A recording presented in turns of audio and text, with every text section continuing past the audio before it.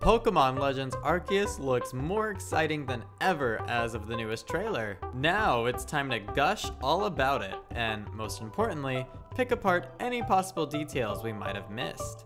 But first, I have a special surprise, and that is I am featured by Cayla from Cayla's Capsule, the YouTube channel. Cayla, why don't you go ahead and introduce yourself? Hello, I'm Cayla. I've been playing Pokemon since I was literally 5 years old, all the way back in Pokemon Blue. I'm a huge Pokemon fan. I love diving into the lore, and I have a YouTube channel, so you guys can follow me on there as well. Yeah, and I'll definitely include links to Cayla's YouTube down below in the description and probably at the end of the video as well.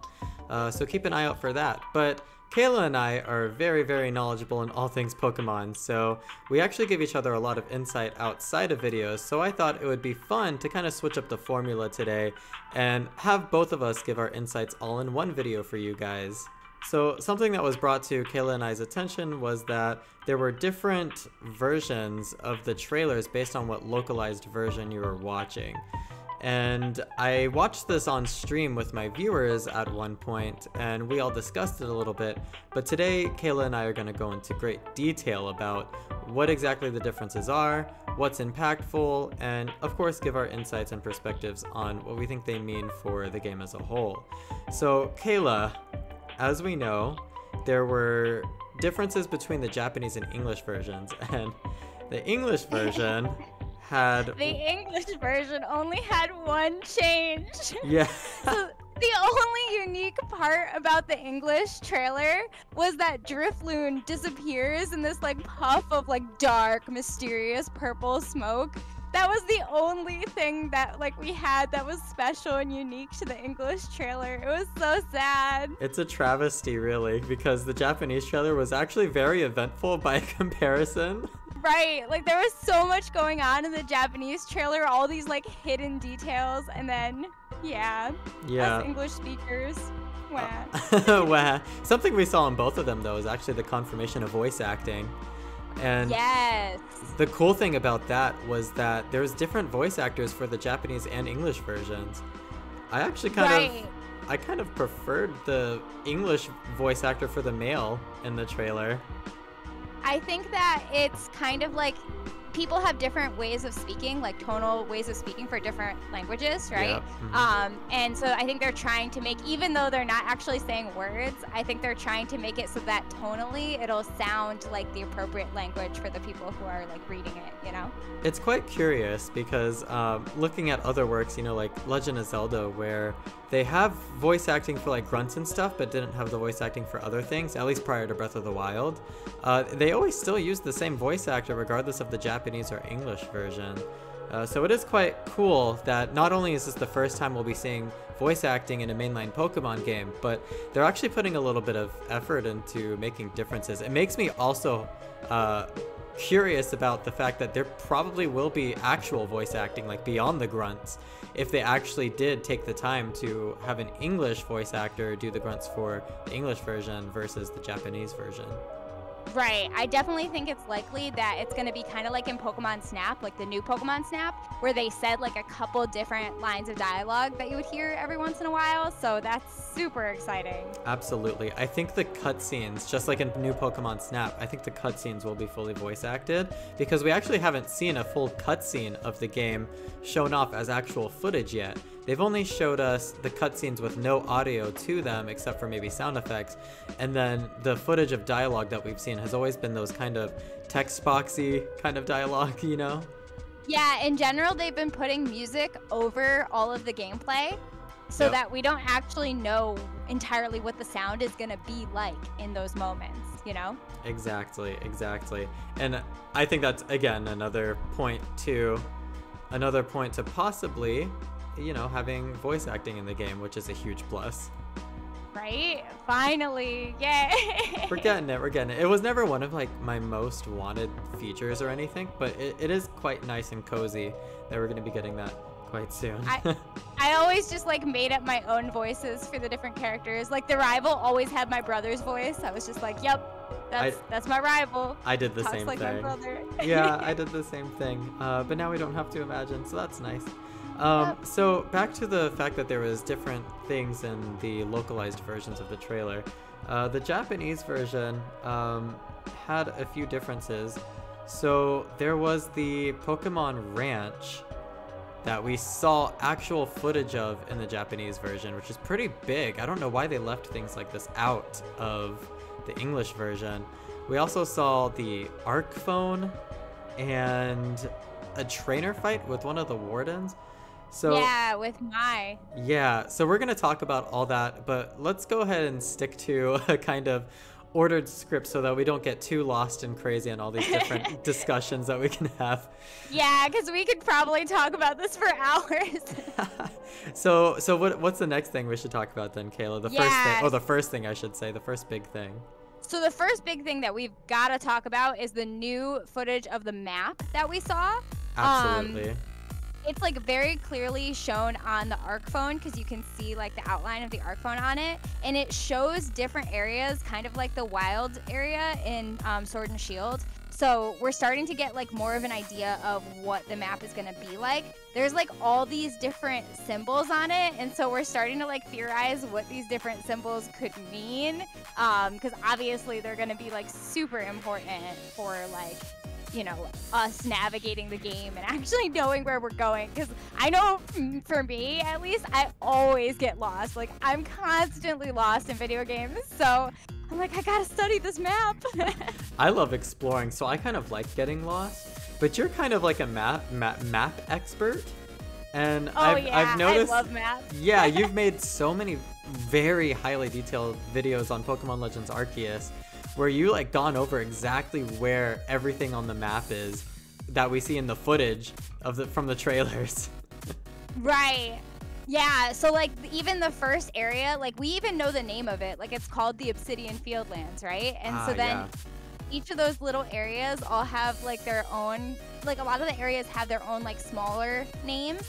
So it's like, I don't know, it's just super interesting going through it and like really breaking down all the different things that we're seeing and like try to predict, okay, like this is going to be over here, this Pokemon's going to spawn here, you know, all of those kind of things. Yeah, I actually want to touch on that before we get into the icons. You'll notice that at the top you see that there's the ZL and ZR to zoom in and out of the map. And in the last trailer before this newest one, we saw a map footage and it looked like it was in game as well, and it was way less detailed. But that one I assume was actually zoomed out more. I don't have the map on me right now, but I'd assume that that yellow bar or that yellow ball that's in the middle of the icon at the top was probably pulled to the left so that you had more of a general view of the map to see, you know, Obsidian Fieldlands and yada yada. So the map was actually, it looked like it was divided into about 4 different areas around Mount Coronet, but each of those areas seemed to have its own like variety of biomes. So each of those biomes seem to have distinctive names, and I think we see all those in the other map if I'm not mistaken. And this seems to be the middle zoom because the yellow ball is in the middle of the ZL and ZR in this photo. And we're zoomed in pretty close, and it gives us names of, you know, landmarks now instead, which is very much like Breath of the Wild. It's kind of how you zoomed in and out of that one. But I can only imagine, it looks like there's another zoom in from here, what that would show us. Right, yeah, I think we're gonna get like so much more detail in this map than we've pretty much ever gotten in a Pokemon map. And I really like the way they're doing the zones, because instead of having, like in Sword and Shield, the zones are like very distinct. Like you'd walk from one area to another and the weather would just change so suddenly. And like based on the way that they're doing, even just the terrain, like if you look at the way that they're dispersing trees, I know this is like the nerdiest thing ever, but if you look at the way they're dispersing the trees, you guys, look at the trees, it's crazy. They're actually like almost blending the different biomes together so that you smoothly transition from one to the other instead of having that like harsh, like, oh, I'm over here and now I'm over here. Wow, you just pointed out several things I never would have thought of. The first of which is the fact that this is absolutely a way more detailed map than we've ever seen up until now of any Pokemon game. This is actually kind of crazy how different this is coming from the last game, Sword and Shield, where the map was hardly detailed. It wasn't detailed at all. Matter of fact, half the things on the map we couldn't even reach. Right, yeah, like you'd see things in the distance and it was like, oh, I hope we get to see that up close soon. Like nope. the Ferris wheel. Oh, I wanted to go to the Ferris wheel.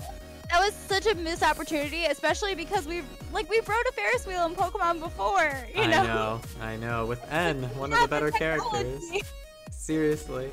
And then the other thing you pointed out is the way that they're smoothly transitioning us from one area to the next based on the layout of like the trees and the rivers and everything. That's actually something I didn't think about before. Like obviously I figured they probably weren't going to be doing that awful harsh transition from one like not even new area to the next in the wild area where it was literally all the same field and yet for some reason it has like 10 different weather conditions all at once.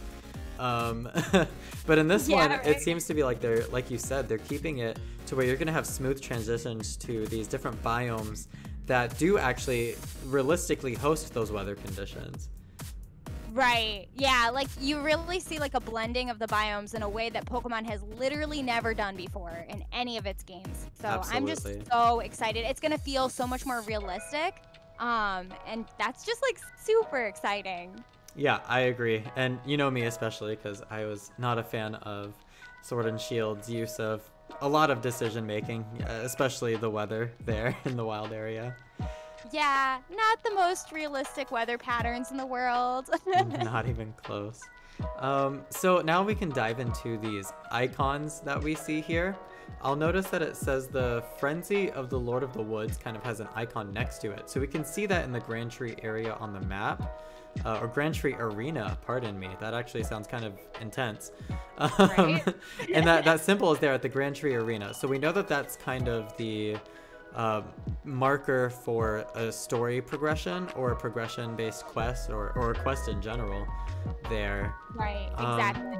Let's look at the other icons. That crystal icon, what do you think that looks like it could be marking? I'm not 100% sure. That's one of the ones that I'm like most iffy about, but I have a feeling it's going to have something to do with like gathering and crafting because we also see like different berry icons on there. So like it seems like this, obviously we know this game has a huge crafting mechanic, or at least a crafting mechanic. I don't know how like huge it will be, but at least it has one, right? And so it seems like it's pointing out specific resources that we can gather that might be like really important in order for us to like create different items. I think you're right, because we also saw that there's confirmed to be materials like, not iron, but what would you call them? Like rocks and tumblestone and stones and things like that we can use to craft. And it looks like this crystal could be representing those kinds of things, like a certain kind of rock or stone that we need to collect. And right, yeah, like you need certain like stones. You need like, I think they have apricorns in this game, which is really weird because those aren't supposed to grow in Sinnoh, but I guess they did in the past. So. In the past, yeah, I can see some sort of logic behind it, I guess. Yeah. But yeah, and obviously those apricorn symbols are for apricorns, and then the fruit symbols are for fruits. So I'm sure there's going to be multi-use for those.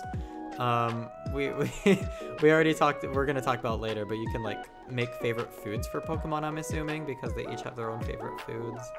Right, yeah, you see in the Pokédex that each of the Pokemon has their own favorite foods, so... Yeah, we'll probably be collecting, certain kinds of fruits or something for that too. I wonder if they'll have any other use though. I don't know, I have a feeling, I don't know, I mean the foods will probably relate to the catching mechanic in some way. Oh, hopefully, possibly. Probably. Yeah, probably.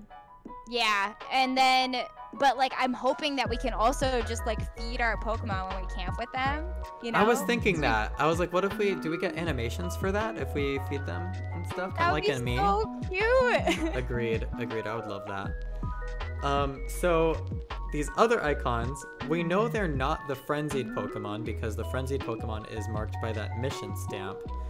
So these other icons, I think, represent those shadow Pokemon or whatever those were. You said you learned of a word for them. So I wish that they were shadow Pokemon because I did like a whole theory about how I feel like a lot of their mechanics seem very similar to shadow Pokemon, and they might just end up being like shadow Pokemon with a different name.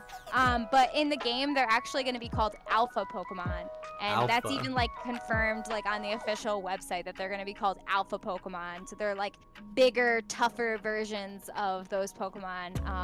That's kind of get super angry, I guess. That's kind of weird and oddly unfitting. I feel like they could have gone for like a darker name for them than Alpha Pokemon, especially since an Alpha Pokemon could literally just be a stronger Pokemon that doesn't necessarily have red eyes. Like these red eyes seem to have been sparked by something aggressive, but I feel like whatever. It's especially awkward because we already have Alpha Sapphire, like as a game. Oh my So goodness. it's like, I so are didn't there even gonna think be of that. Omega Pokemon too? Yeah, people are gonna be searching up how to catch Alpha Pokemon, Alpha Ursaring, and it'll be like they're gonna type in Alpha Pokemon, and Pokemon Alpha Sapphire is gonna come up, and they're gonna be like, wait, what? It's gonna say Ursaring was not available in Pokemon Alpha Sapphire. Exactly. Thank you, Google search. You really know how to pick them. So, okay. There's also... Yeah, those are probably where those spawn, so... Absolutely. I think that's the biggest theory right now. Or maybe they are just where some particularly strong Pokemon are, and not necessarily the Alpha Pokemon. Because in the trailer we see that the Frenzied Pokemon, the first Frenzied Pokemon we see is like level 14, but those Alpha Pokemon don't come until like level 40 something. Yeah, So- they're like in the 40s and 50s, so Yeah, that would so- be crazy. Oh, another possibility is so when in the Pokédex, and I literally like just thought of this, but in the Pokédex, when you're looking for a specific species of Pokemon, This it'll is the show icon up- that comes up, right? Yeah. Okay. Like, could it be that? Could it maybe be Oh. that they're searching for a specific Pokemon, and that's why? We're sitting here making up all these theories, and it's probably just like a search function for Pokemon Right, reset it's- into the But reset I mean, into the if phone. it is a search function, like that's cool too. I'm fine with it being either of those things, really. Yeah, me too. But we'll see what it ends up being in the final release. I think that's actually the most likely option. Yeah, Now that you right? I'm mention like, it. wait, it's the most obvious thing that could be. Yeah. We're like making it super complicated. We're like, you know that meme with the guy from It's Always Sunny in Philadelphia, Charlie, where he's just like, he's pointing to all these different things. It's like, he's like looking insane. I'll have to send I'm you looking that. insane right now because I'm unfamiliar with that I'll have to reference. send you this meme. It's so It's funny. just you That's and like us probably right now. it's just you and probably like half of the viewers right now getting that joke. Yeah, everybody else is just like, what?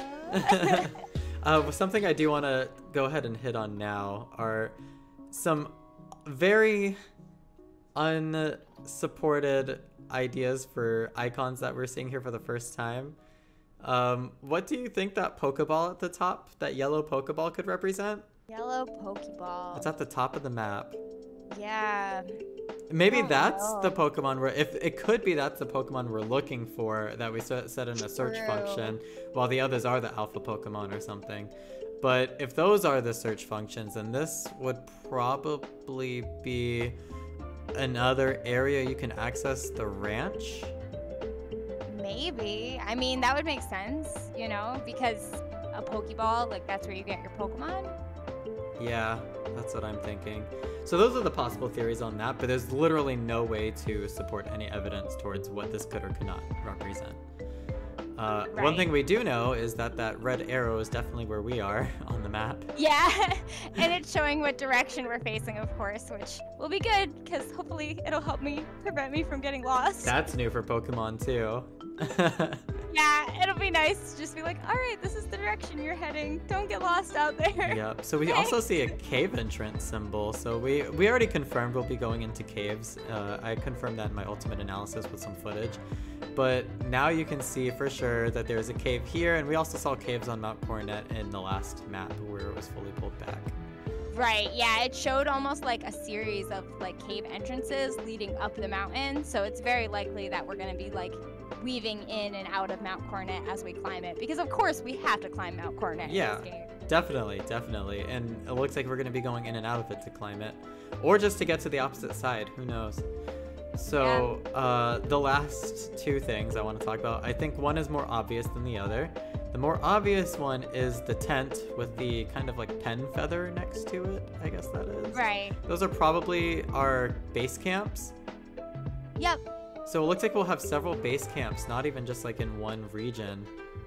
Because I thought originally we were just getting one for each region. So I think these are base camps or save points, because you actually see that like feather pen used for save points in a lot of games. That's true. And we have like a journal, so it would make sense that that's kind of A feather pen, yeah.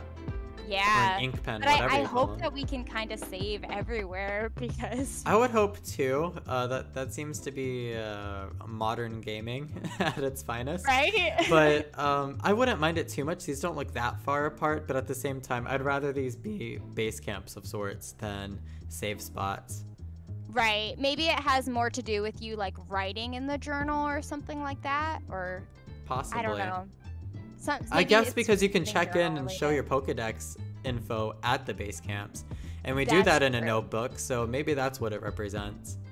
Yeah, maybe it's more related to that. That would make sense, and I definitely want to be able to save everywhere, so Same, hopefully. same. But even more curious is that symbol right next to that middle base camp, and that is the music note symbol. Right, which we are not sure what that means. I mean, it can mean a lot of things. We just don't know which one it is the thing. Right. So we 'cause don't we know know. that You like go there's ahead. obviously the flute, right? Yes, So like yeah. it could be something related to that, but what exactly would that be? You know, like I don't want it to be a thing where we can only summon ride Pokemon at those locations. That would be really sad. Yeah, that would be sad if we could only summon the ride Pokemon at those locations. Another theory I had was maybe this represents where our ride Pokemon is on the map, but that doesn't seem to make too much sense because it would be weird to just have this one white music note symbol represent any one of them at any given time since we have several ride Pokemon. And Right. unlike Breath of the Wild, which kind of had a marker for where our where our horse was, we only had one horse out at a time in Breath of the Wild. So here, that's obviously very different. So I'm thinking maybe this marks where we can either get the Celestic Flute or learn a new song for it, or I think the most likely is that this is where we'd unlock a new song for the flute. Yeah, maybe. Maybe it's like a warden that we can talk to. You know what I mean? Like maybe there's a warden there that like knows a song and so you can talk to them. Yeah. I don't know. Yeah. It's definitely a weird symbol on the map for sure. Something else is possibly all of these symbols could have been placed here by the player. I probably should have said this earlier because Oh yeah, that's true. Breath of the Wild actually has a feature, and it's funny because they look a lot like this. They're yellow, and you place them on the map. There's actually one that looks a lot just like that crystal one. There's also, I think, a music note in Breath of the Wild as well. And that Pokeball could be a replacement for like a treasure chest from Breath of the Wild. So these could be player-implemented markings on the map just to help the player know where things were that they found along the way, maybe? I kind of love that because then it also puts like the responsibility on the player to mark things that matter to them, and it makes it like more of an individualized experience, you know? Yeah, I think that's the best possible outcome, honestly. Yeah. Is if these are all just placed by us so that we decide what we do and do not jot down on the map. Right, and I also think that would be good for like collaborative play with other people because you can be like, hey, I marked this place down, like have you gone to this place? And they're like, no, I haven't seen that yet, you know? And Yeah. just having those conversations with the community, that would be really cool. And like even seeing like, you know, what people mark versus don't mark and like how unique that'll be will be really cool. Yeah, I mean, it allows some sort of sense of player expression, right? And I think that's something that's very important and something they seem to be diving pretty deep into with this new game. Right. Yeah, for sure. So I think we've talked enough about the map by now. Yeah, it's ultra- we talked about it a lot. Yeah, in its ultra detailed form. We know where this is. That's Lake Verity right there to the left, I believe. Because you said this was in the Obsidian Fieldlands, so. Right, yeah, that's definitely Verity. All right, well then in that case, I think all is said and done for this for now. Everything else is pretty obvious. This is obviously part of the Arc phone, as you can see by the outline in the photo. You can see the weather at the top right. We're actually gonna have several missions and requests that we can access through the Y button, which is pretty neat. Oh, wait a second. Confirmed. Press A to pin or stamp. So you do. And then you can press X to choose destination. It'll set a path for you. How did I miss this? Oh, there we go. That's what it is. You can pin things. How did we miss That's this? awesome. We're That's sitting so here, good, though. we're making all these theories, and that's literally all this was. That's too Hey, good. but that's the best possible outcome. So, Like we said, yep. I hope you guys Yep. enjoyed the roller coaster ride along the way, though. yeah, I feel like it was very exciting and eventful. You know, lots of suspense. I bet there was somebody just watching this, like screaming at their computer, like, don't you see this? Like, what are you doing? Definitely. Okay, well, so now we're definitely done with the map.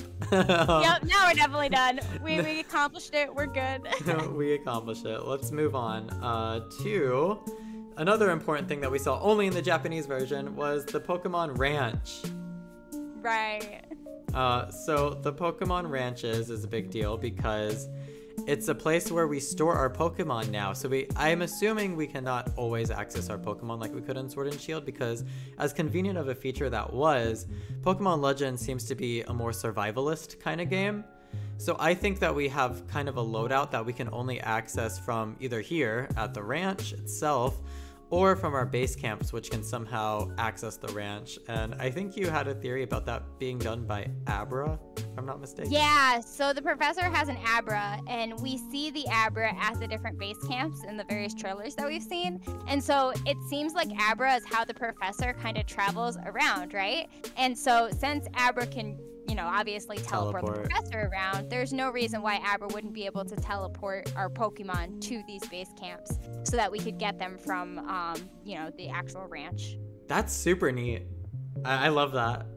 Yeah, and it makes logical sense because I know, like, we've talked about this before, but, like, we were trying to figure it out, like, how could your Pokemon get from the ranch to wherever you are? Because, you know, normally with the PC, you can access it really easily because it's all electronic. Yep. But in this case, you know, the electronic part of it does not exist yet. Well, so. except for the phone, somehow. Yeah, except for the phone.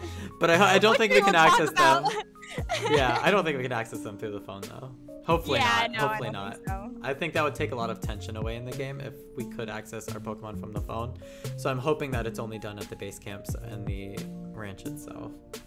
Right, yeah, being able to access Pokemon all the time and just switch them out definitely took a lot of tension out of Pokemon Sword and Shield. So even though it was very convenient, I hope at least for the main story that that's just not a thing going forward in Pokemon. Yeah, I could see it being something we maybe unlock in the post game. That's actually a good idea, Cayla. I didn't think about that. Yeah, like post-game, fine, but like when you're going through the tension of the regular story, it shouldn't be a thing, you know? Yeah. Although best case scenario, that's never a thing, and then we just always have to access them from certain spaces. Yeah, no, I agree. So with the ranches, I noticed something really weird, and probably no one else noticed this, and it's that the Pokemon seem to be shrunken down a lot. I think this footage that we see is very early footage of the ranch, because not only do the Pokemon look omega small, like Onyx was the first clue that they all looked small, but if you look at Rapidash and Snorlax, they're like shorter than this fence, which we've seen that our player character is taller than this fence.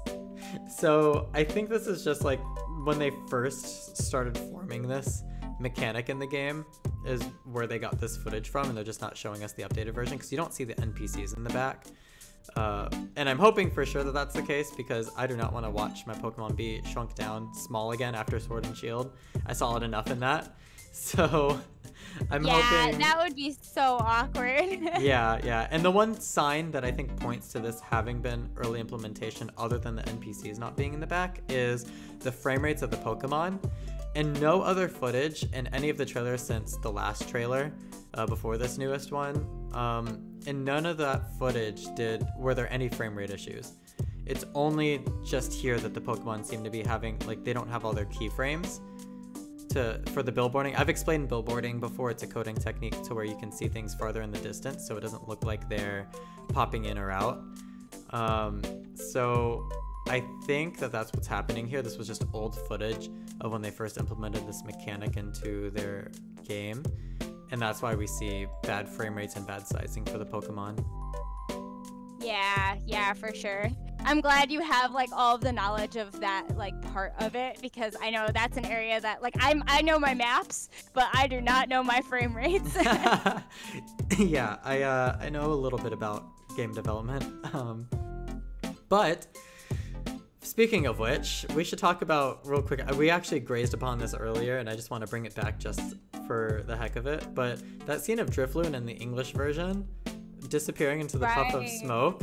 Do you think that was poppin', or do you think that that was just a mechanic of Drifloon running away from us, or maybe just like popping out and reappearing with ghostly powers or something? Yeah, I definitely don't think that was an issue of poppin', because there's Drifloon all around it, including behind it. So if it's like a distance thing, like the ones behind it would pop out, right? True. But like they're not, so that means it's got to be an actual animation. Plus it's got too much pizzazz. It's got like a flourish. It does. It actually looks quite cool. Yeah. Exactly. And so there's no way that that's just like a pop-in thing. That's definitely like intentional. It's kind of like how the Starly fly away, right? Oh, yeah. Yeah, right? And we don't know if those Starly are just gone forever. Like maybe this Drifloon just like disappears, you know, into the distortion world or whatever, and it's gone forever and we never see it again. Or maybe it appears somewhere else, you know, just like the Starly could eventually land, you know? Yeah, that's actually a very good point. We don't know if that Starly ever flies back down or not, but the one thing these two do seem to have in common is that they're running away from something when they pop out. Or they have a way of disappearing, I should say, and just not having to interact with you. Right, which also means that certain Pokemon will have different like dispositions toward the trainer. Like some are gonna be more timid, and some are gonna be like up in your face. You know? Yeah, that's definitely confirmed. And I think that this whole the fact that it's not poppin', I think is also confirmed, because in no other footage do we see poppin', and not only that, but like ever since that last trailer, we've seen Pokemon from really far away, and they look just fine. You know. I think they were implementing billboarding just so that pop-in is really not an issue. And it's okay to have pop-in at certain distances, but and it looks like the distance is now way better in Legends, if anything. They just need to be far enough back that it's not so jarring, you Exactly. Know? Or that you accidentally run into them, which I did all the time in Sword and Shield. Right? That would happen all the time. So frustrating. But I think that does it for the ranch. Was there anything else you needed to add on that? No. The only other thing is that we did confirm that there's like different parts of the ranch. You know what I mean? There's gonna be like almost like boxes in the PC, and so we don't know. Like, because I know one of the big questions is, can we have all of our Pokemon in the ranch at once, like just like hanging out and like be able to see all of them at once? There's but it's no more way. likely. Yeah, no, that'd be too many Pokemon. So it's more likely that we have to select like a box, you know, almost like we would from the PC. We like select a group from the ranch that's going to be actually visible. So. Yeah, I agree, because I don't think even the PS5 could handle having all those Pokemon out in a ranch at once. Yeah, no, that'd be too much. Yeah, definitely. Okay, well, in that case, I think we should go ahead and move on. Yeah, let's talk about Wardens. I'm super excited for Wardens. Oh my goodness. Me too. Okay. Anyone who complained before about not having, you know, any sort of familiar structure with like gym battles or Elite Four or anything, or trainer battles even, they can't complain anymore. Right, exactly. And in case there are people here who might not have seen like the Japanese trailer, but in the Japanese trailer, it's confirmed, and on the website too, the official Pokemon Legends Arceus website, that there are going to be trainer battles in this game. There's actually footage of the trainer fighting Mai with her Munchlax. So we are definitely going to be having trainer fights in this game. So exciting. Yeah, I'm so excited for that too. And it also confirms that Cyndaquil has his flames out all the time in battle. Yay! I'm so excited. I'm planning on starting with Cyndaquil, so I'm just like, yay! Yay! Okay, so the Wardens are pretty cool. Do you mind listing them off and explaining them to us? Yeah, sure. So the first one we see is Mai. You know, she's got her Munchlax, and we know that she takes care of Weirdeer. Like it specifically like says that. And you can also tell what Pokemon they take care of based on their bracelet, because if you look at the art for Mai, she actually has like a Weirdeer face on her bracelet, which is super cool. I never noticed that. Whoa. Yeah, their bracelets have them, but most of them are hidden. Like if you look at their art and their footage, most of them are like hiding their wrists in some awkward way so that you can't actually see what Pokemon they have. Yo, you're right. She has Ursaring and Stantler on her too. Yup. Regular Stantler And confirmed. it's regular Stantler. Okay, so there's no different form of Stantler. Okay. Nope. Yeah, and then there's Leon.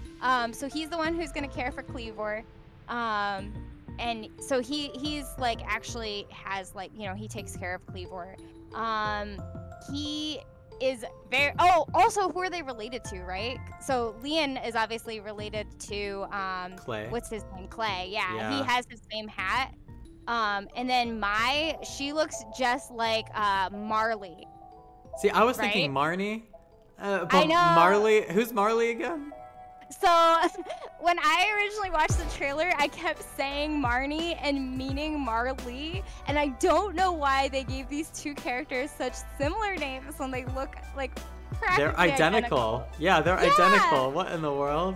Maybe they're just like related to each other, and it's just never confirmed. Ooh, good point. But yeah, so Marley, not Marnie, Marley is in the Gen 4 games, and she's one of the people that you team up with, right? So you have like these double battle parts in the Gen 4 games, and she's one of the ones that you work with.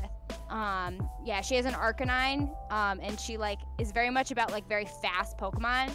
So it makes sense that she's like, you know, her ancestor partners, or not partners with Weirdeer, but like, you know, takes care of Weirdeer, who's like super fast. So she's partnered with Munchlax. That dude is I not know. fast in any No. definition of the word.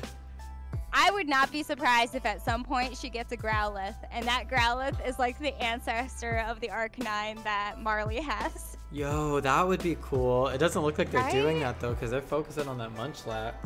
I know, that Munchlax is just like right up there. So Dang. All that'd right. be so cool though. So Leon is related to Clay, obviously because the hat. I mean, we caught that one pretty easily. Right. And we can then- see Kleavor on his bracelet too. So he's one of the ones that's like very obvious. Oh, okay, yeah. He guards Kleavor. Okay. Yep. All right. There's two more, right? Yep, there's Iskan, who lives by the sea. And so, like, I mean, we obviously know that he has, and it says he cares for Basculegion, but it doesn't show his bracelet, which is super weird, because we know he cares for Basculegion, so I'm like, why are you trying to hide it? So are all these characters related to Gen 4 people? Because this guy looks like, he reminds me of Nessa. Yeah, so a lot of people are proposing different characters that he might be related to. A lot of people are saying Glenora, too. Is that there's, a like, Gen couple 4 other- character? No, she's not Gen 4. I think she's Gen 5 or 6.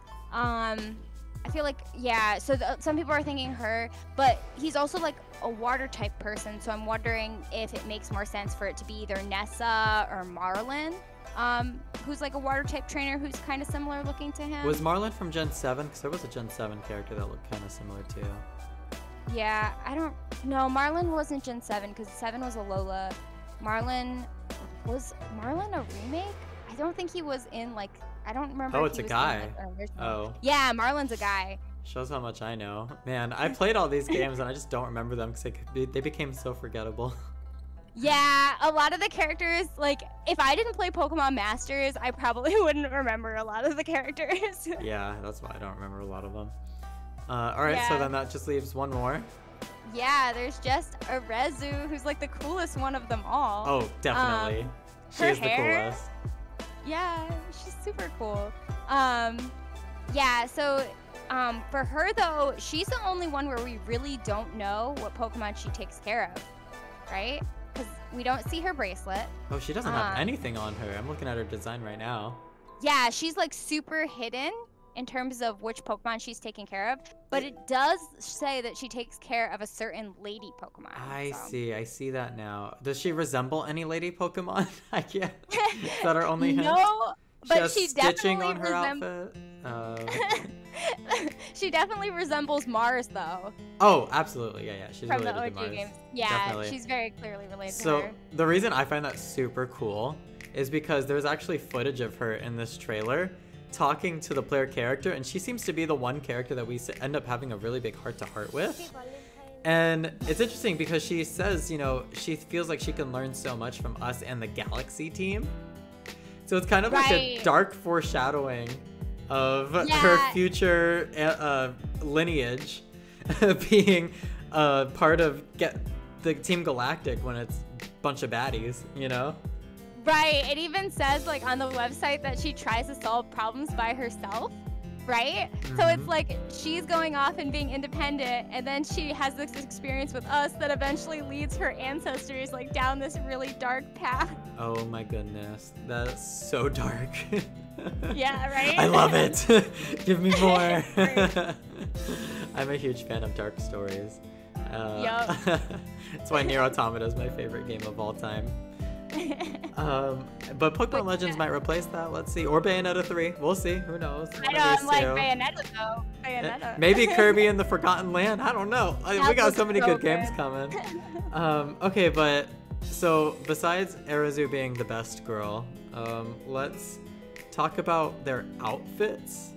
Yeah, so in terms of their outfits, we can see like Arazu and Iskan and everyone except for Leon.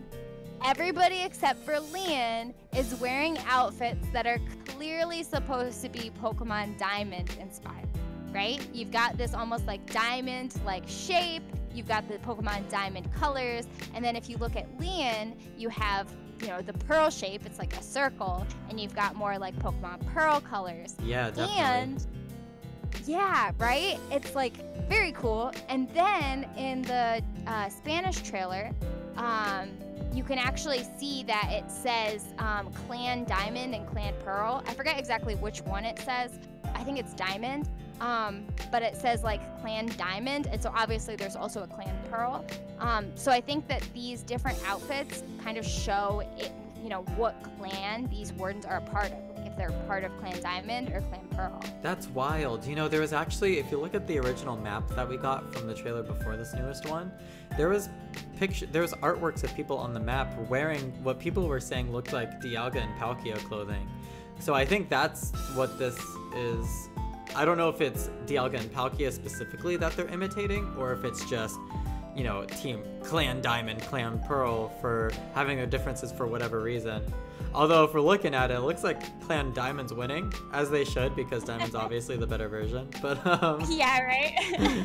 but not only like are more of them wearing the Diamond one, at least that we've seen so far, but the Galaxy Expedition team also wears color schemes and clothing that more closely resembles the Diamond clan.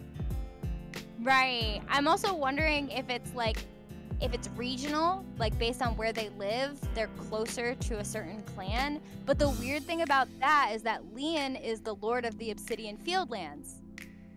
Or he guards the Lord of the Obsidian You're Fieldlands, right, and he's close to it. So that can't be it then. Yeah, I don't know what the exactly. inspiration is exactly, but I think maybe all these people are involved that were the Diamond one are involved with timey-wimey stuff. That could explain a few things. That would be very cool. Yeah, if it actually is timey-wimey stuff, then that's probably it right there. Is like they're somehow affiliated with Dialga himself. Would that mean that the ones for Pearl are related to like space? Yeah, so maybe they have some something way? to do with distortion or... well, no, I guess that'd be Giratina. Or maybe teleporting. I don't know. I have no idea. Yeah, maybe they're just from somewhere far away. I have I don't no know. idea. But this is the great part about this, is that there's going to be so much speculation on this. And I would actually love it if they don't actually answer all of this in the game, because things that we could speculate on for years to come would be so fun.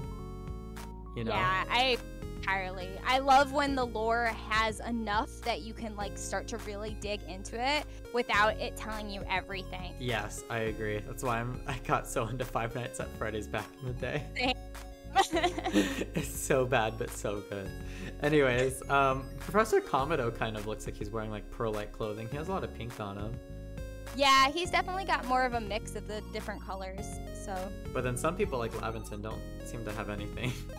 No, he's not from around here. Oh, that's right. He's from doing Galar. his own thing. Yeah, he's doing his own thing. Yeah, okay. He's like, well. Dialga Palkia who? Speaking of which, you and I both had the same theory that Commander Komodo is actually the bad guy and Captain Cylene's the good guy. Right, yeah, for sure. It seems pretty obvious to me because of the way that they're portraying the different characters, but Komodo talks about how like Pokemon are dangerous, you gotta watch out for them, and like I don't know. I don't trust anybody who doesn't see the potential of friendship with Pokemon, you know? Yeah, definitely. And then Cylene, I mean, there's a description of her that says that she seems very serious on the outside, but deep down she really cares about you. Right. It's almost like she's like a false villain where she'll seem like she's the bad guy, and then there's going to be like, whoa, twist, she's actually really cool. Oh my goodness, Cayla. If people in this day and age, if little kids this day and age could actually get fooled by that plot twist like we did with Pokemon Coliseum, that would be amazing. That would be so fun. Oh my gosh. I hope kids film their reactions to the twist. That would be so great. Yes, because like back in my day, we didn't have things to film our reactions. So no. I was just this little kid and I was just shocked when I found out who the villain of Pokemon Coliseum was. And so now people here are probably going to get fooled by Commander Komodo's front. But Komodo is like explained to be someone that people trust with no questions asked, and I find that to be untrustworthy. Right, that's really disturbing because, you know, typically the leader of the evil team is the person who's trusted by their grunts without question. Yes. So it seems like, you know, he's probably the bad guy. Yep, I agree. He definitely doesn't seem like he's nearly as good. Although I will give him his props. That skirt he's wearing, that dress, whatever you call it, that kimono, that is a nice artwork on the front of it. Yup. Dang, he sir. Is styling for sure. Give me some orders because I need to steal that from you while you're looking away. Time to cosplay. Time to cosplay. Okay, well, that seems to do it for the Wardens and, gosh, their outfits of all things. Yeah, right? To talk Their about. clothes have so many details. I know. Okay, well, Cayla, I think it's time we talk about the most important thing that we've found out recently. And obviously the most important thing that we could ever find out ever about Pokemon Legends Arceus is that Mantike is in the game. I was looking over the website after I looked over it when they put these trailers out, and they added even more stuff, and one of them is a screenshot of us trying to catch Mantike in the water. Am I the only one here who's super excited about that? You are probably not the only one who's super excited about it, but I think you are the one who is the most excited about it. This is the best thing to ever happen to Pokemon Legends so far, is the fact that Mantike is in it. And if you look too, the color scheme is different. I'm the only person who would notice this, but... Right, exactly. Like, you called this out, and I was like, wait, what? The color scheme of Mantike is so different from Sword and Shield and, heck, even the games before, because it usually has a darker blue color to it, but this one, it's a brighter blue, and it actually kind of matches this bright blue water here, which is really pretty. But yeah, it's trying to camouflage. It doesn't want to be caught. Good, as it should. I love it. I love it. That's amazing. So yeah, Mantike confirmed. Best detail we could have ever noticed. The end. No, but for real, let's move on to some of the biggest topics, and one of which is one that a lot of people are memeing and making fun of, but we're here to shut that down because there's no reason to be making fun of it. It's a serious matter. Very serious. And that is the Celestica Flute, the Arc Phone, and there's some updates to the UI that we didn't see before. But let's start with the Celestica Flute. Yeah, the Celestica Flute is a very cool detail to add in my opinion, for sure. And why is that? So originally there was gonna be an event with Pokemon in like the original like Diamond, Pearl, and Platinum, where you could catch Arceus and you would actually like play a flute, and Arceus would, you know, be available. And the sound bite that you hear at the beginning of when you play Pokemon, you know, Diamond, Pearl, and Platinum, that like little flute sound is the sound bite that they're using in Pokemon Legends Arceus, right? That soundbite is not used anywhere in like Brilliant in Diamond and Pearl. It was like meant to be for this flute that calls Arceus. So the fact that they're using that same soundbite with the Celestica Flute is just very, very cool for anybody who's been like following that. But that was the Azure Flute, wasn't it? And yeah, it had a different name, which I'm like, that's really weird. And Azure's a color, it's blue, but this is a white flute. Exactly, but it plays the same song, so it's like super interesting. Wait, but you said that they never put the soundbite in the original, so how do we know?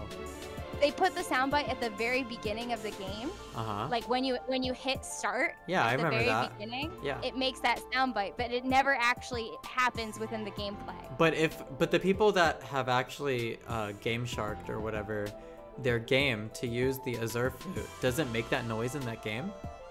So they actually, the Pokemon Company even talked about how they were planning on including this event and how that soundbite is from that.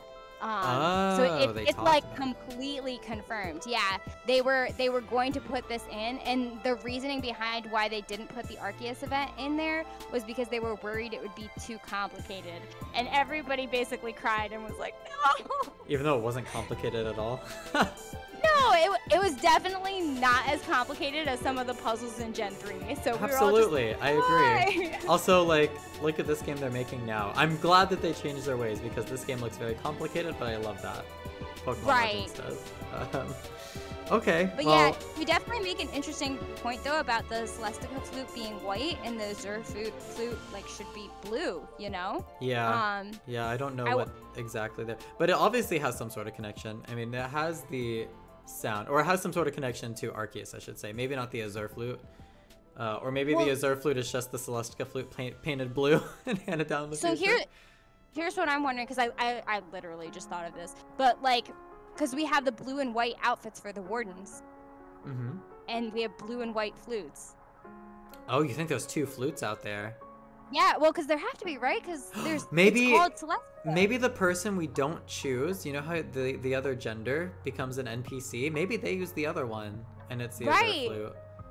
Maybe it's kind of like in Sun and Moon when you have like the two flutes. Oh, where there's flute? I don't even know. I don't remember. I played Sun and Moon. I don't remember. Again, a forgettable game. Yeah, you got to play a flute. Yeah, I think it was with Lily. She played the other one. Interesting. Right? Okay. So maybe it's something kind of like that. That would make more sense, maybe. Possibly. But the point is, the Celestica flute summons these rideable Pokemon, which is pretty cool. And we know that it summons all of them, not just Weirdeer, because they said, why don't you play it for Basculegion in the trailer? Right.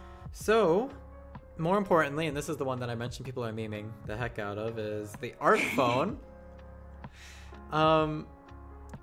Cayla, what are your thoughts on the Arc Phone? Well, it's interesting. Definitely very interesting. I like it. I think it's great.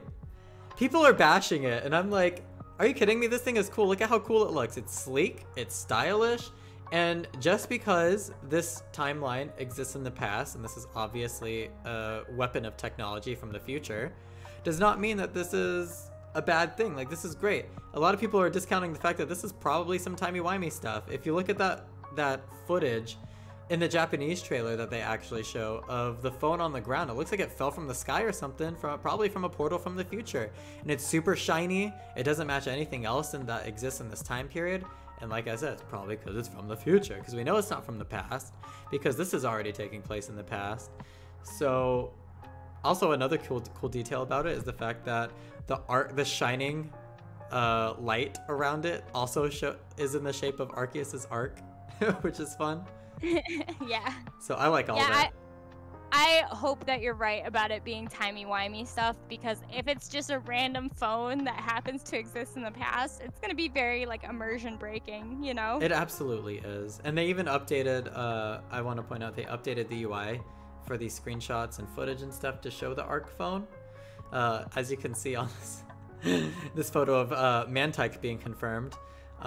You can see the Arc phone on the left. It actually shows its actual shape now. So I was right when I said that was definitely a phone, guys. I'm sorry about it, but it was a phone, and you guys said, no, it's not a phone. And I was like, it's a phone. And look, it's a phone. So my only thing that's so weird with it being a phone is usually, like, in order for phones to work, you have to call somebody, right? And if there's only one phone, who are you gonna call? Bro, why you gotta get so technical with us? Wait a second. We're gonna be talking to Arceus. It's like, yo, God, please, I need help.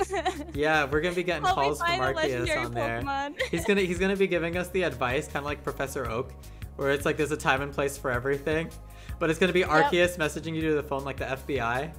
Like there's a time and place for everything.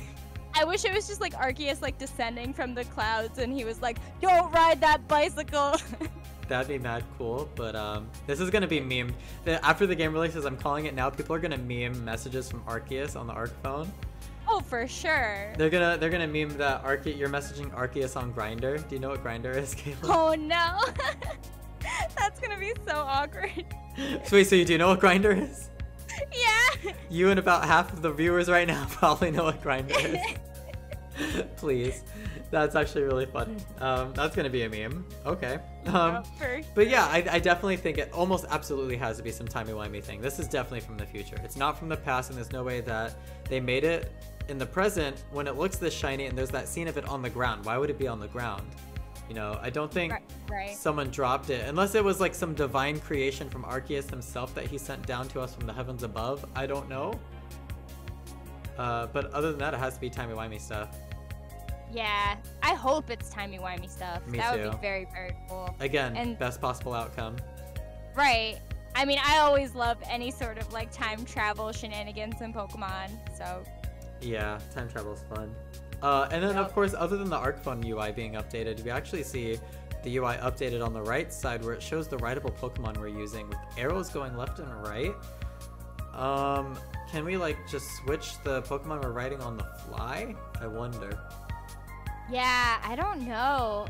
I mean, certain ride Pokemon only work in certain areas, so like, you can't just like send out Weirder when you're in the middle of the ocean on Basculegion. Yeah, so you want to know my personal theory about this? Yeah. Is maybe we can ride several different kinds of Pokemon on these different terrains. So like not just Basculegion, but maybe also like a Gyarados or something. Oh, that would be nice. It would be nice. It's unlikely, but that is a fun personal theory I wanted to throw out there. Yeah. It probably is just for switching between, you know, the ones for the 4 different elements, you know, water, land, sky, mountain. Wait, 2 of those were the same element, but you know what I mean. Well, no, because like land is like Weirder, and then mountain is whatever that thing is that's climbing up that mountain, you know? But it's all rock. Anyways. Okay, I think that does it for the ArcPhone. Was there anything else you wanted to add about the ArcPhone? Because, I mean, this is the biggest, in my opinion, the biggest piece of news from the Japanese version that was not in the English version at all for some reason. They just gave us this Twitter dump. Maybe they didn't want us to be sad that we're not able to get the ArcPhone case here. Maybe. That is true, because that's a Japan exclusive thing. They did give us a description, though. Let me actually pull that up. They said, your ArcPhone will be your guide. Early on in your adventure, you'll receive a device called the ArcPhone. Its distinctive appearance might lead you to suspect it has some connection to the mythical Pokemon Arceus. This device appears to contain some sort of strange power, and it seems it will help guide you on your journey. And then, of course, there's a bunch of laugh reacts to this post. Yeah. There's a bunch of laugh reacts on that, and then the photo underneath even. But yeah, so the ArcPhone, they said it's basically pivotal to the story. So it would be weird for it to only have the function to be a map, which is the only function we've seen so far. And like you said, we have to be able to call someone, right? Right, otherwise why call it a phone? But who would we call? Like, other than Arceus, you know? Like, the Wardens? I don't but know. they don't have any technology like this, at least not that I know of. Maybe the Galaxy team has something? You know there's going to be a meme where somebody takes the ArcPhone out and is like, who are you going to call? And it's going to be like, Ghostbusters! Oh my goodness. There's going to be so many memes for this. There probably are already so many memes. There probably are. People are loving this. They're eating it up. Yep. But okay, I mean, maybe down the line we'll be able to call Wardens, or maybe the Galaxy Expedition team somehow, or, I don't know, maybe Arceus himself. Or maybe maybe the professor. The professor. Yeah, maybe the professor, or maybe, I don't know. Who knows? There's really no proof to back anything up, so I don't want to speculate too much on it. Yeah. Yeah, so we have boss fights, frenzy Pokemon, alpha Pokemon, and bombs. So this is a lot. Yeah, this is a lot, but it's so cool. So in these Pokemon games, it seems pretty clear that there's going to be boss Pokemon, whether those Pokemon are the frenzy Pokemon or the alpha Pokemon, that are going to be like literally like boss events, like actual like not like gym leader bosses, not where you just fight, but where you actually have like these different options for how you handle these different situations. Right. So like, yeah, so like for the frenzy Pokemon, we see, obviously, this Kleavor is like glowing yellow. And we see a couple of different mechanics when we're fighting it. We see parts where we're throwing these these bags that they're calling bombs. Throw a sack at them. Right? Throw a sack at them. We're throwing those, and then the health bar is yellow. And then we also see we're attacking it, and the health bar is green. And I know, like, you had like some cool theories about, and like, I know you were looking at like how that might work for that like whole scenario. Yeah. Well, apparently it's that when you go into the Pokemon fight, it only is confirmed to help daze the Pokemon, and that's when you get that green health bar. Is when you go into the fights, they get a green health bar. You take that green health bar down in the fight. It temporarily dazes them, and you can throw more bombs at them. So the way you get the bombs, or the way you get that health bar down, is by throwing bombs at these frenzied Pokemon. And it's to help quell their anger or something, their frenzy. And I assume it's probably their favorite food too. Like, we have to hand make these bombs properly. Right, because otherwise, why would that feature be included in the Pokédex, It seems like that feature is for that specifically. Yeah, which also reminds me, that scene of Arazu, she had bombs next to her, so I'm assuming whatever Pokemon she's looking after goes on a frenzy too. Right, whatever that lady Pokemon is. Yeah, it's gonna be angry. You said you thought that lady Pokemon is probably the mountain climbing Pokemon? Yeah, I think it is, because it looks almost like it's got a ponytail, so I'm thinking it's like almost like a female-ish looking Shiftry, but I don't know. That's possible, yeah, I can see it. Either way, it's exciting. Yeah, for sure. So, but now we're gonna have to differentiate between Frenzy and Alpha Pokemon constantly. That's gonna be fun. Yeah, yup. Yeah. So, the Frenzy Pokemon, they're interesting to me because we know we can use bombs to beat them and get their health bar down. So it's going to be possible to beat them without even fighting them with their Pokemon at all, probably. Yeah, that's the theory, that people are going to start doing like runs without actually using Pokemon. You know they are. I hope it can be used for everything, not just fighting the boss Pokemon, but also fighting regular Pokemon. I hope we can like hit them with their favorite food or something, and that could get them to stay away from us or something. And so people are going to be cooking only run. Yeah, and people are going to be playing the game on like cooking only run, like you said, or like a no Pokemon battle run, right. Which would be really fun.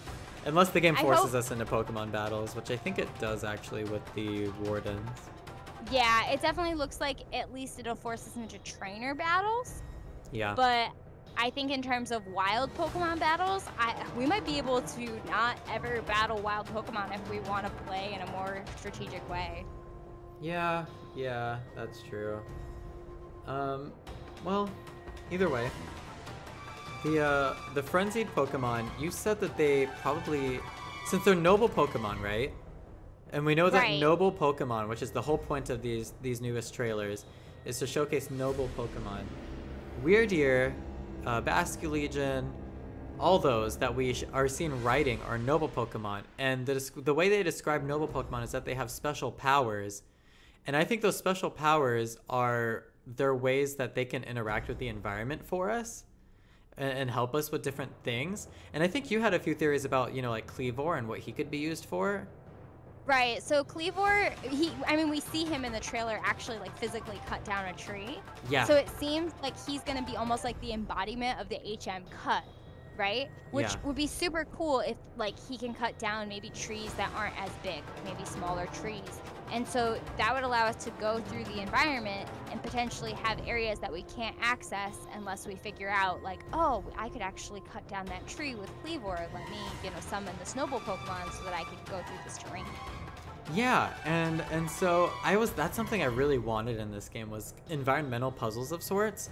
So if that is how this works, then that means we're going to be seeing more than just rideable Pokemon that'll break up the pacing of traversal, but also just like non-linear progression where we'll see a roadblock or something and we can't do anything about it till later. Because I don't think we're going to unlock climbing until we get whatever that climbing Pokemon is. Right. We might be able to do Yeah. like semi-steep or small hills maybe, but like big mountains and stuff, that's something. And then maybe like you just said, there's going to be like a big tree knocked over and we can't climb around whatever the walls are right there. So we have to get Kleavor, and Kleavor is going to cleave through the trees or something. Right. I think having puzzles would be so much fun. Like, especially earlier Pokemon games had a lot of those kind of puzzles. Yeah, you and I were talking about Ruby, Sapphire, Emerald recently. That one had so many puzzles and different ways you could traverse the environment. It was so cool. Needing to learn Braille. Yeah, we needed to learn Braille. Too good, too good. So hopefully, especially with it being so open world, I feel like those puzzles are just almost needed, like areas being hard to get to in interesting ways. Otherwise, we can just go everywhere almost right away. So I think those puzzles are like almost essential to the gameplay. And not only that, but it's just good for longevity of the games, of the game holding our interest with non-linear progression. I think that would be extra fun to have secrets and details that you can't unlock until later. That's always been one of my favorite things from platformers or any 3D adventure game. And even Pokemon games of old, you would have things that you would see and you can't do anything with them until you go back with an HM that you never had before or something, Right, exactly. So I'm really excited for that. But I think that does it for the Frenzied Pokemon. Is there anything else that we need to talk about? The only other thing is like how frequently certain Pokemon spawn, like Alpha Pokemon especially. Yeah. Yeah, and I know because I know you said you played Breath of the Wild. I haven't played it, but I know about the mechanic of the Blood Moon. Yes. For respawns, and I know you had a theory about the tree and the lightning. Yeah, so I think the tree and the lightning maybe acts as a blood moon that we see in that one trailer where the lightning strikes that giant spirit tree, as I call it. Or life and then tree. it causes them to like respawn. Yeah, and I think that respawns the alpha Pokemon, not the frenzied Pokemon. Right, exactly. And I think that makes a lot of sense. Definitely. It would help keep the areas dangerous, so it keeps up that survivalist aspect. Or maybe those alpha Pokemon just get replaced by extra strong Pokemon after that don't have red eyes or something. I don't know. Yeah, maybe just more alpha Pokemon. It is interesting though, because the lightning strike that strikes down on the tree and these frenzied Pokemon are both yellow, like a very vibrant yellow. So that could either be one of two things, because they both have this in their color scheme, and that's Giratina or Arceus.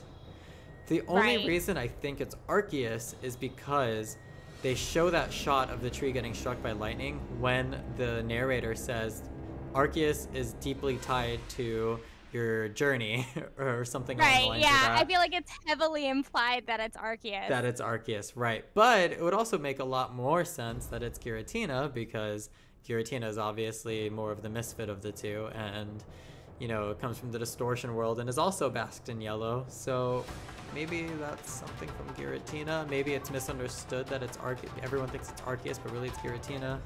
Who knows? Yeah, and I mean, if it is Arceus, Arceus is probably just trying to protect the land and using these Pokemon to do that. Maybe they see like humans as a threat, especially with Kamado. Maybe they're like, oh, Kamado is trying to be, evil with Pokemon. He doesn't like them. So it could potentially be something where like Arceus is like, well, I gotta find a way to take out Kamado and stop him. I'm gonna make these Pokemon go super crazy. So that's a good point. I actually didn't think about that. Or maybe it's just all part of an elaborate plan to bring Pokemon and people together. Yeah, I mean, yeah, hopefully. He planned on this from the beginning. God works in mysterious ways, as they say. Oh man. Okay, so I think that finally wraps up the frenzied Pokemon, right? Is there anything else to add? Okay. Yeah, no, I think that's everything. Okay. Now we can get that picture of someone throwing a sack at a Pokemon's face out. Out of our heads. Out of our heads. Let's just go ahead and talk about some cool details that came up in the newest trailer or on the website or whatever that we haven't talked about yet. One of them being the fact that we can jump up on a Basculegion in the water and go into a slow-mo effect to catch a Pokemon. That is super cool. Yeah, I'm hoping that applies for other ride Pokemon as well. So that I we hope can so go into too. that slow mode and be like flying and then catch something. I think it would work. Like, the way I was trying to justify it not being able to work with everyone else, just in case, was that maybe we couldn't take our hands off whatever we're holding. But actually, I think we couldn't take our one hand off to grab a Pokeball on any of these rideable Pokemon. Because we're doing it with Basque Legion, why can't we do it with the others, you know? Yeah, I think we can. I hope so. It would just be so cool, you know? It would. I wonder if it slows down with all of them or if it's just if you jump. Because in Breath of the Wild, it's only when you're airborne. But Yeah, maybe it's while you're riding with them. Braviary, you're always airborne. True. Maybe you always get the slow-mo there. But I think maybe we always get the slow-mo because, like, imagine riding Weirdeer full speed too and just trying to throw a Pokeball. I don't know. Or maybe that would help with the immersion. I don't know. Maybe they do slow Maybe it down, there's just though. like a button that you can click, like you're preparing to throw a Pokeball, or you pass by a Pokemon and it slows down or something like that. Possibly, but I doubt it. I think it's linked to the trigger button, which activates your aim. Yeah. Like, almost That would certainly be- sure that that's the case. But, I mean, it would be cool. But speaking of Basque Legion, there's a shot of us jumping up on the Basque Legion in, like, an icy area, and when we do, at first I thought this was textures on the Basque Legion that I didn't notice before, but if I come to find, it's actually frosted clothing and Basque Legion skin getting frosted from the snow water or the snow area. And I find that really cool because not only does that show that we're going to be affected by the different weather conditions of every area, but maybe we're going to be deeply affected by the weather conditions of every area. Like, maybe it's kind of like Breath of the Wild, where if you're in a cold area, you need something to warm you up, or maybe in a hot area, you need something to cool you down. What do you think? I think it would be super cool if all of the different weather types have an impact on the character, even if it's just like an aesthetic impact and not like something like more in depth. True. Just like that level of detail would be amazing. Like you get wet in the rain, or like, I don't know. Oh, or even it's just jumping in the water. I'm assuming we can swim Right. without the Basque Legion too, or something. Maybe. Hopefully, that would be very cool. I hope so. You thought Yeah. that we probably couldn't get to that rock in the middle when we're trying to catch that octillery? Yeah, I'm not sure if we're gonna be able to get to that area because it's kind of like up above the water. Mhm. So either we'll be able to like almost like jump off of Basque Legion onto it, or maybe we climb with the lady Pokemon after being on Basque Legion, or we just can't access it. Like it's possible that there's some Pokemon that you can only get like when you're on Basque Legion and jumping. Yeah, I think that we could also just get on the rock from Basque Legion somehow, because think about how like Basque Legion would work if we get to like a mainland. You know, I think that we'd be able to get on there. Yeah, I mean, hopefully we can get off and just like stand in different places all around. You know, I want there to be more exploration options, but I'm just like, I don't know. Yeah, it is Game Freak after all. We're not 100% certain, but I don't know. Based on what we've seen so far, I wouldn't put it past them to actually be adding that in, because they seem to be putting a lot of detail into this, which is I hope nice. so. It's very open world, so it seems like hopefully we can access all the different areas. Yeah, and I mean, if they're putting level of detail like having frosted clothing and frosted skin on our Pokemon, and then they'll definitely like allow for things like, you know, that makes sense, like being able to get on a rock in the middle of the water. So Right? I just want to see what happens when somebody goes into the mud, comes out all Yes. covered in dirt. you could probably get covered in dirt. You could probably get covered in soot in like the volcano area or something. Oh yeah, that would be so cool. That definitely would be. I will say, and this will, it's kind of a Debbie Downer point, but I just want to point this out. The one thing in this entire newest trailer that worries me is the fact that the NPCs are very stiff in these dialogue scenes, which is a problem we've seen with Pokemon way too often, and I really hope they do something about this before the game releases. Yeah, I mean, maybe having the voice acting will make them seem less. But they probably won't voice Robotic. act these dialogue scenes. That's the problem. Yeah, I don't know. They do seem to stand there in a very still, robotic way. Yeah, and honestly, they're even more still than ever. Like, they hardly even have any idle animation to them this time. I mean, they hardly had any before, but at least before there was some movement to them. But, like, this is even worse. And don't get me wrong, before was awful too, but this is somehow worse. Yeah, I don't know. Maybe it's just like they're gonna add it in, hopefully. Yeah, maybe that's some polish that they'll be putting in later. We'll see. I mean, this is also on the animation side of things that you might not understand. But what really irks me is that for some reason they still have yet to use, what's it called? There's a way to record cutscenes and just character movement in general where they put these kinetic things on a real life human, and the human moves moves around in a natural way, and it connects to the in-game model. So right. I'm surprised they haven't just done that. They do that a lot for like Mass Effect and those kind of games. Yeah, they need to have, like, especially facial expression. Yeah, any AAA game, and they still are not doing that with Pokemon. Why? I don't understand. They have more money than any of these other people that do it. So I really don't understand. They put a lot of money into other things like the reflective water, so I don't see why they're not just having people act out these idle animations or something, just so it doesn't look so bad. It looks so bad, I'm sorry. Yeah, I wonder if they're trying to go for like a cartoonish vibe. It doesn't work though, it just breaks the immersion. No, it would be more cartoonish if they had realistic movement. Exactly. I feel like it's a problem because, especially as Pokemon is getting more 3D and more realistic over time, like they really need to make the human characters more realistic as well, because it's very immersion breaking.